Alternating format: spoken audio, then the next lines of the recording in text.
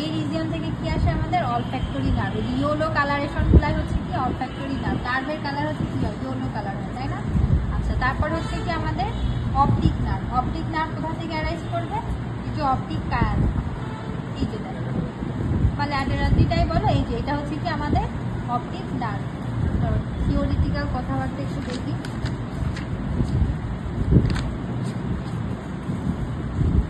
Optic nerve হচ্ছে anterolateral angle of the optic chiasma. আচ্ছা, এই যে anterolateral angle of the optic chiasma, ঠিক আছে? এই যে এই ইয়েলো কালারেশন, এটা হচ্ছে অপটিক নার্ভ। এরপর চলে আসো অকুলোমোটর।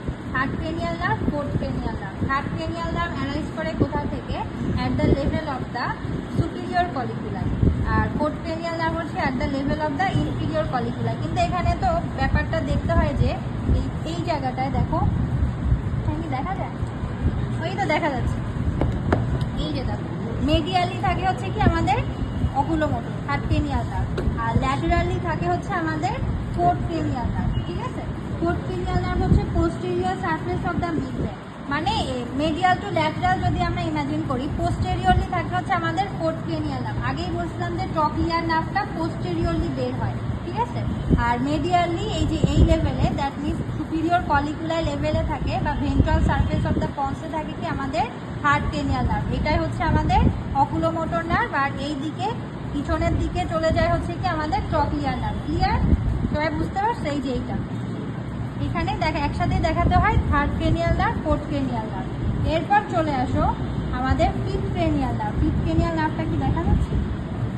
এই যে দেখো ventral surface of the pons, junction between the middle cerebral peduncle and pons. এই যে এটা হচ্ছে আমাদের ট্রাইজেমিনাল নার্ভ। এই যে এইটা, ওকে, দেখতে পাচ্ছ? এই যে এইটা, এইটা, এইটা, ওকে। আচ্ছা, পন্সের হচ্ছে কি at the junction of the middle cerebral peduncle and ventral surface of the pons. এই যে এইটা সহজ। এরপর আর এইটা হচ্ছে দেখো ব্যাজিলার গ্রুপ। এই ব্যাজিলার গ্রুপ বরাবর কি থাকে? ব্যাজিলার আর্টারি, তাই না?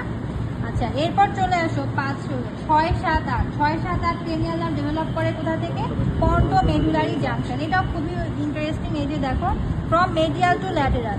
এই যে এটা হচ্ছে কি অ্যাবডুসেন নার্ভ, এটা হচ্ছে ফেসিয়াল, এটা হচ্ছে কি ভেস্টিবুলো কক্লিয়ার। সিমিলারলি এখানেও same, from medial to lateral, okay.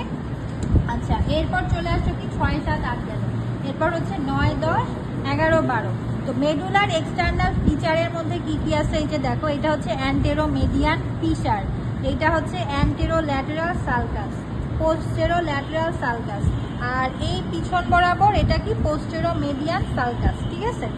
So এই যে অ্যান্টেরো মেডিয়ান ফিশার আর অ্যান্টেরো ল্যাটেরাল সালকাস, এই এরিয়াটা অ্যান্টেরিয়র এরিয়া। এই অ্যান্টেরিয়র এরিয়ায় কি থাকে? পিরামিড থাকে। পিরামিড কেন? ডিউ টু বলো, ডিউ টু পিরামিডাল ফাইবার বা পিরামিডাল ট্র্যাক বা কর্টিকোস্পাইনাল ট্র্যাক। আর অ্যান্টেরোল্যাটেরাল সালকাস আর পোস্টোল্যাটেরাল সালকাসের মধ্যে এটা কি ল্যাটেরাল এরিয়া। ল্যাটেরাল এরিয়ায় যে একটা এলিভেশন থাকে এটাকে কি বলা হয়? অলিভ। কেন অলিভ তৈরি হয়? Due to inferior olivary nucleus. আচ্ছা, অ্যান্টেরোল্যাটেরাল সালকাসে যে নার্ভটা থাকে that is 12 cranial nerve, hypoglossal nerve, okay. এই যে এটা হচ্ছে কি অ্যান্টেরোল্যাটেরাল সালকাস। আচ্ছা, আর হচ্ছে পোস্টেরোল্যাটেরাল সালকাসে কি থাকে? From above downwards 9, 10, 11। বোঝা গেছে? আর নিজের একটু প্র্যাকটিস